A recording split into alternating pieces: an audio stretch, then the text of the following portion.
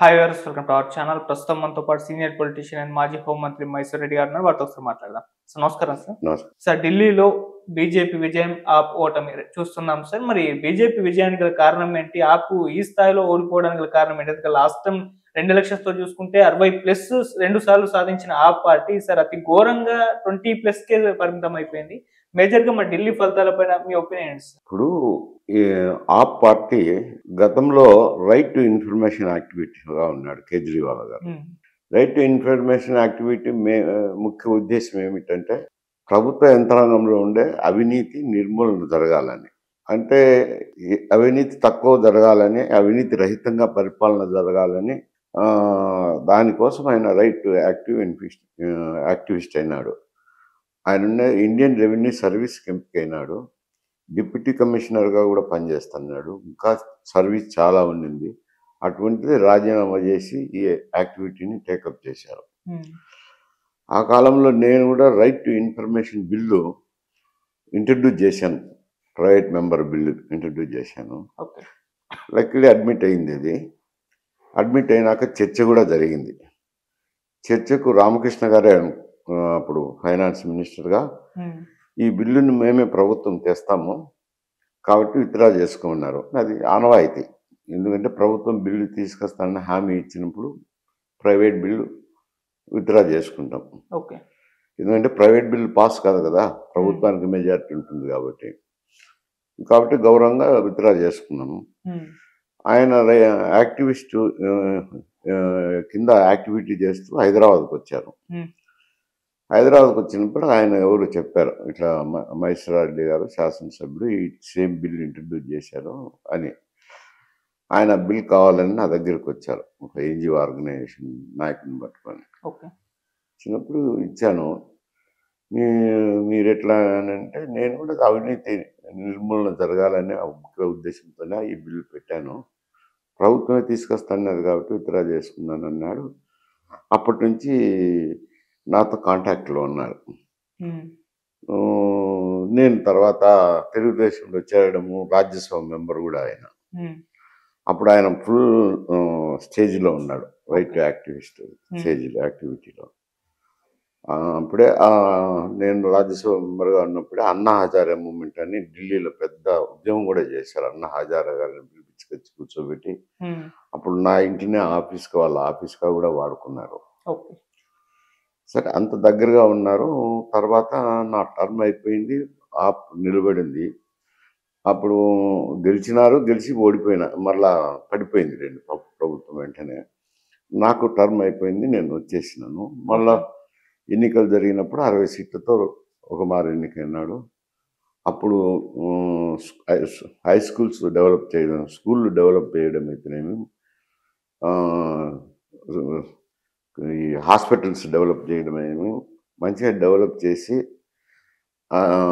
అవినీతి రహితంగా పరిపాలన సాగించిన దానివల్ల మంచి పేరు వచ్చింది. ఫస్ట్ టర్మ్లో మంచి పేరు వచ్చింది. మళ్ళీ తర్వాత నేను కూడా కాంటాక్ట్ పోయింది రండి, ఎందుకంటే అక్కడ నుంచి వచ్చేసినాను, నేను ఢిల్లీకి వెళ్ళటం లేదు. రెండో మారు మళ్ళీ ప్రభుత్వంలోకి వచ్చినప్పుడు అటువంటి మెజారిటీనే వచ్చింది. మొదట చేసిన పనుల వల్ల ఆయనకు రెండో మారు కూడా, మూడో మారు అనుకోండి యాక్చువల్గా అయితే, మొదటి టర్మ్గా తీసుకోలేం కాబట్టి 2 మార్లు వచ్చినప్పుడు ఈ లిక్కర్ స్కామ్ అంటుకునేది ఆయనకు. ఎందుకంటే ఆయన కూడా పార్టీని విస్తరించాలని హర్యానాలో అయితేనేమి, రాజస్థాన్లో అయితేనేమి, గుజరాత్లో అయితేనేమి, మహారాష్ట్రలో అయితేనేమి కంటెస్ట్ చేశారు. ఆప్ అభ్యర్థులు నిలబెట్టారు. ఈ అభ్యర్థులు నిలబడిన ఎక్కడైనా కానీ ఈ ధన ప్రవాహం అనేది వచ్చింది. ఎంతో కొంత ఖర్చు అవుతుంది కదా. ఆంధ్రప్రదేశ్, తెలంగాణ అంటే అది వేరు సమస్య, అక్కడ కూడా కొంత ఖర్చు అవుతుంది కాబట్టి దాని నిధుల కోసం ఈ లిక్కర్ స్కామ్లో పాలసీ మేకింగ్లో కవిత గారు డబ్బులు అందించడము, పాలసీ మేకింగ్ విధానంగా ఉండాలని చెప్పడము, అందులో ఇరుక్కుపోయినారు. అది ప్రూవ్ అయ్యి అప్పుడు డిప్యూటీ చీఫ్ మినిస్టర్గా ఉండే మనీష్ సిసోడియా కూడా దాదాపు 18 మాసాలు అండర్ ట్రయల్ ప్రిజనర్గా ఉండాల్సింది వచ్చింది. ఈయన కూడా ముఖ్యమంత్రిగా ఉన్న ఆయన కూడా అరెస్ట్ చేశారు, ఈయన కూడా జైల్లో ఉన్నాడు. అప్పుడు నితీష్ అని తాత్కాలిక చీఫ్ మినిస్టర్ని కూడా పెట్టారు. ఇప్పుడు అందరు నాయకులు ఓడిపోయినారు. మనీష్ సిసోడియా, కేజ్రీవాల్, ఉమ్, మొత్తం ఆప్ నాయకులంతా ఓడిపోయినా ఒక అతీషి మాత్రం అవును. ఆమె ఒక్కటి గెలుపొందింది. సరే, ఎందుకు ఈ ఫలితాలు వచ్చినాయనంటే ఉమ్, తెల్ల షర్ట్ వేసుకుండా కొంచెం చిన్న మరకబడినాయని బాగా గుర్తింపుగా కనపడుతుంది. అవును, అదే నల్ల షర్ట్ వేసినాను అనుకో, పెద్ద మరక కనపడదు. కనబడదు. ఆయన్ను నీతిపరుడుగా చూశారు, ఉమ్, అవినీతి రూపుమాపే వ్యక్తిగా చూశారు. చూసినప్పుడు ఈ మరక అనేది ఆయన కంటకొచ్చింది. ఉమ్, దానికి తోడు ఇది కాంగ్రెస్ పార్టీకి ఇప్పుడు ఒక సీటు కూడా రాలేదు. ఒకప్పుడు 3 టర్మ్స్ పరిపాలించారు ఢిల్లీని. అప్పుడే అభివృద్ధి కూడా బాగా జరిగింది అనుకోండి ఢిల్లీలో. కానీ మళ్ళీ తర్వాత ఆమ్ ఆద్మీ పార్టీ వచ్చినాక ఆమ్ ఆద్మీ వాళ్ళు ఉండి ఇప్పుడు బీజేపీ కూడా తొక్కపోయింది. ఇప్పుడు 3 పార్టీల మధ్య అయింది పోటీ.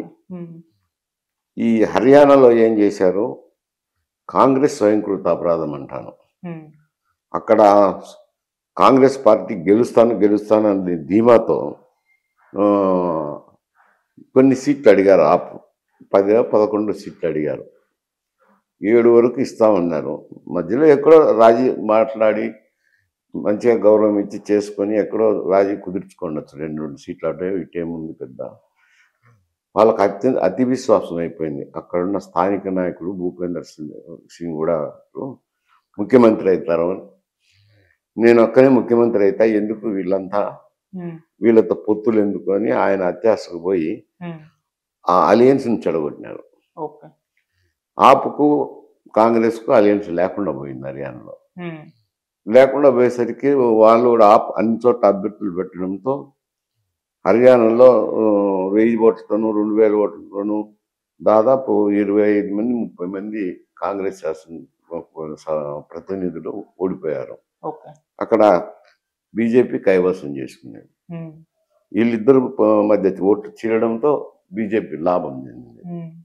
సేమ్ ఇక్కడ కూడా కాంగ్రెస్ పార్టీ పోటీ పెట్టినారు. 1 సీటు రాలేదనుకోండి, ఏదో కొన్ని వేల ఓట్లు ఈ ఆప్కు రావాల్సినవి వాళ్ళ పోయినాయి. ఇద్దరు కలిసి చేసుకొని ఉంటే ఇద్దరికి ఓటు ట్రాన్స్ఫర్ అయ్యేది, ఓట్లు చీలిండకపోయిండొచ్చు. ఇటువంటి దారుణమైన ఫలితం వచ్చి ఉండదు. బీజేపీకి ఇబ్బందికర పరిస్థితులు. ఎప్పుడైతే వీళ్ళిద్దరూ పోటీ పడడంతో 2000 కానీ 3000 కానీ కాంగ్రెస్ అభ్యర్థులు తీర్చినారో అటువంటి మెజారిటీతోనే వీళ్ళు ఓడిపోవడం కూడా జరిగింది ఆ అభ్యర్థులు. అది వాళ్ళ ఇద్దరిది స్వయంకృత అపరాధమే అని అంటాను. వాళ్ళు హర్యానాలో దెబ్బతినిపోయినారు, వీళ్ళు ఢిల్లీలో దెబ్బతిన్నారు. ఇద్దరు అలయన్స్ లో ఉండింటే ఆడా వచ్చిండు, ఈడా వచ్చిండు. ఈ లిక్కర్ స్కామ్ అయితేనేమి, ఈ ఓట్లు చీలడం వల్ల అయితేనేమి బీజేపీ లాభపడింది. ఓకే సార్, ఇక్కడ అన్నా హజారే గారి కామెంట్స్ కూడా తీసుకోవచ్చా సార్? అంటే అంతకుముందు వాళ్ళిద్దరూ కలిసి ఉద్యమాలు చేశారు, ఆ కోవ నుంచే కేజ్రీవాల్ గారు వచ్చారు. ఇప్పుడు ఈయన అన్నా హజారే గారు ఆయన కాంటిగా మాట్లాడారు, అంటే అధికార దాహంతో ఓటమి చవి చూశారని చెప్పేసి ఇప్పుడు కామెంట్ చేశారు. అంతకుముందు కూడా పలుమార్లు విమర్శించారు, అంటే ఢిల్లీ లిక్కర్ స్కామ్ లో అరెస్ట్ అయినప్పుడు. ఆ కామెంట్స్ కూడా మనం చూసుకోవచ్చా సార్ ఈ ఓటమి గల కారణం? అదే ఆయన అన్నా హజారే అంటే ఆయన అవినీతి పారదోలనే వీరికి సహకరించినారు. ఆయన కూడా వచ్చి కూర్చోవడం జరిగింది, నిరసన ప్రకటించడం జరిగింది.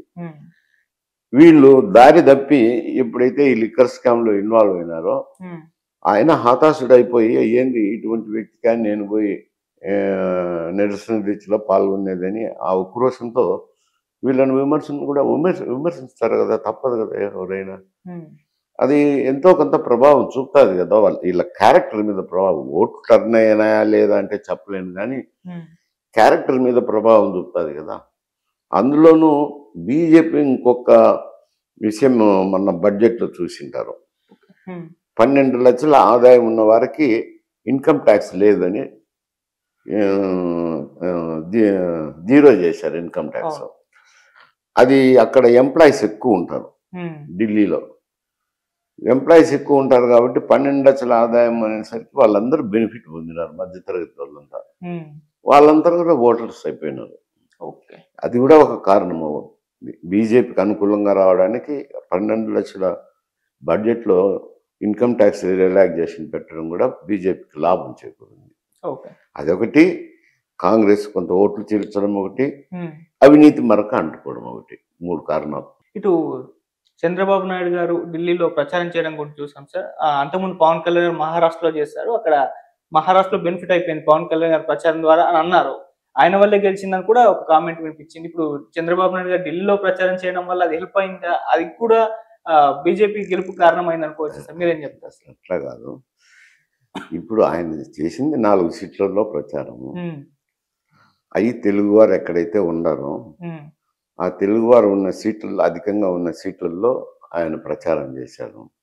ఇక్కడ కూడా అదే విధంగా పవన్ కళ్యాణ్ కూడా తెలుగువారు ఉన్న చోట ప్రచారం చేశారు. ఉమ్, ఎప్పుడు 4 సీట్లతోనే గవర్నమెంట్ ఫామ్ కాలేదు కదా, ఎక్కువ వచ్చినాయి కదా. అయితే కూటమిలో ఉన్నారు. బీజేపీ ఎన్డీఏ కూటమిలోనే, ఆంధ్రప్రదేశ్లో ఎన్డీఏ కూటమి ఉంది. కూటమి తరపున ఇతర రాష్ట్రాల ముఖ్యమంత్రులు కూడా పిలిపిస్తుంటారులేండి, సహజంగా పిలిపిస్తుంటారు. వీళ్ళు పోయి వాళ్ళ